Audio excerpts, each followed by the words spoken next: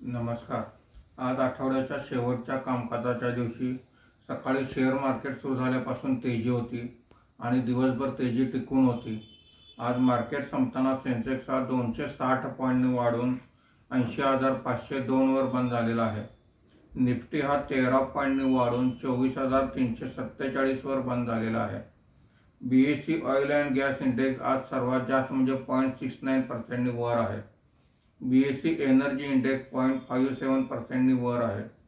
BSE telecom index 2.06% खाली आहे। BSE mid cap index 0.41% खाली आहे। BSE small cap index flat आहे।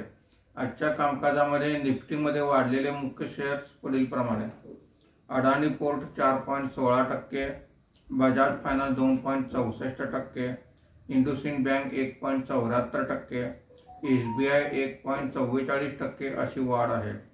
आज निफ्टीमध्ये घसरलेले मुख्य शेअर्स पुढील प्रमाणे: JSW steel 5.5%, Bajaj auto 2.41%, Eicher motor 2.33%, hero MotoCorp 2.27% अशी घसरण आहे।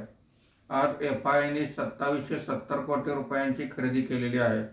देशीय वित्तीय संस्थांनी 3290 कोटी रुपयांची खरेदी केलेली आहे। रुपयाच्या दरात 9 पैशाची घसरण झाली असून मार्केट बंद होताना रुपयाचा दर हा 84 रुपये 58 पैसे प्रति डॉलर असा होता। शनिवार आणि रविवार शेअर मार्केटला सुट्टी आहे। सोमवारी परत भेटूया। धन्यवाद।